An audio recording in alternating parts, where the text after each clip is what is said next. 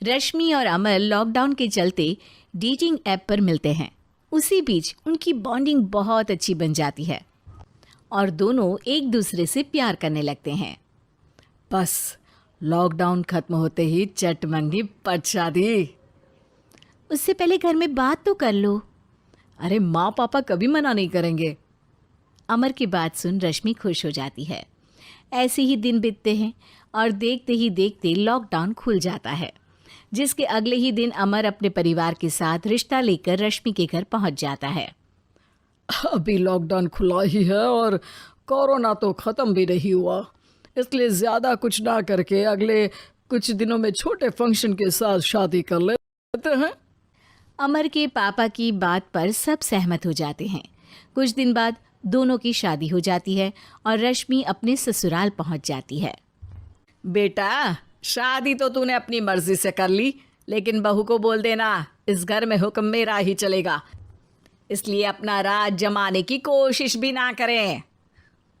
माँ, रश्मि को यहाँ सिर्फ प्यार, आशीर्वाद और अपनापन चाहिए, पैसा या राज नहीं। बेटी की बात पर सास मुंह बनाए वहां से चली जाती है और अब वो हर रोज रश्मि को परेशान करना और ताने देना शुरू कर देती है। देखो, ये है आजकल की लड़की, इंटरनेट पर लड़कों से बातें करते हुए इन्हें शर्म भी नहीं आती, और यहाँ तो देखो कितनी सीधी सुशील बनकर दिखा रही है। मम्मी, शादी के रिश्ते वाले इंटरनेट ऐप से जब किसी को कोई दिक्कत नहीं है, फिर डेटिंग ऐप के जरिए मिलना किस तरह गलत हो सकता है? रश्मि के डेटिंग ऐप वाली बात सुन उसकी हैरान सास तुरंत तुनक कर पूरे घर को सिर पर उठा लेती है, जिसकी आवाज़ सुन अमर और उसके पापा भी वहाँ आ जाते हैं। हाय मेरी माता, इतना बड़ा झूठ! डेटिंग ऐप को इंटरनेट के जरिए मिली है बोलकर इस कलमुही को मेरे सर ला बिठा दिया। अरे नास पिटी, तुझे जरा भी शर्म नहीं आई? वहाँ न जाने कितने लड़कों से गुलू गुलू करके तुझे मेरा ही लड़का मिला था फंसाने के लिए। माँ, मुझे तो समझ नहीं आ रहा क्या बोले जा रही हो। डेटिंग ऐप इस्तेमाल करना कोई अपराध नहीं है, और तुम रश्मि को ऐसा कैसे बोल सकती हो? मैं भी तो था उस ऐप पर। पहले उसके लिए माँ से झूठ बोला और अब लड़ाई कर रहा है। सास और अमर की बात सुनकर रश्मि हैरान खड़ी रहती है। अमर, तुमने घर में झूठ क्यों बोला? ये सब देख रही हो ना, इसी की वजह से झूठ बोलना पड़ा। एक तरफ अमर और रश्मि की ये बात चल रही होती है, वहीं दूसरी तरफ सास का नॉन स्टॉप क्लेश सबको परेशान कर देता है।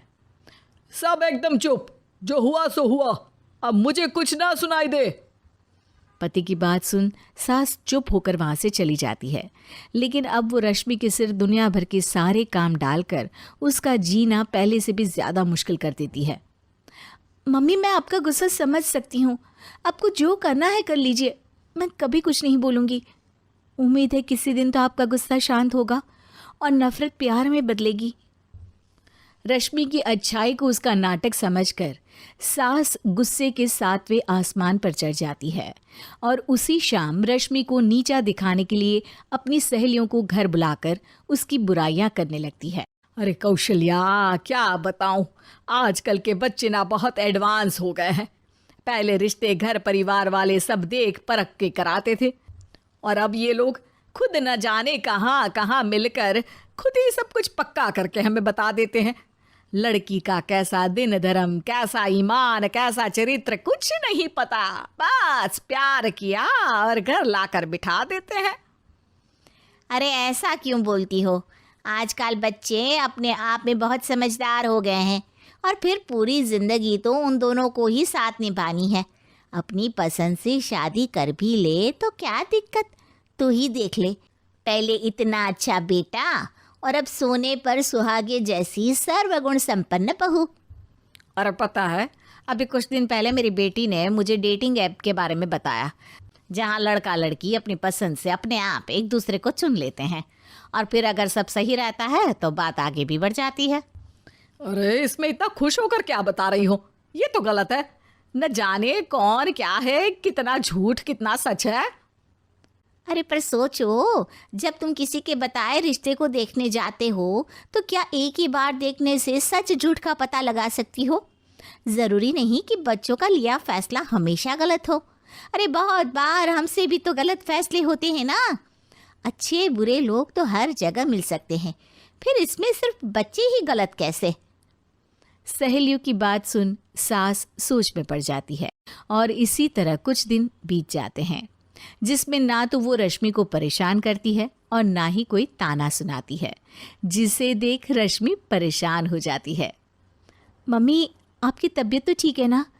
कुछ दिनों से देख रही हूँ आप मुझे कुछ बोलती ही नहीं। तो मेरा परेशान करना ज्यादा अच्छा लगता है क्या?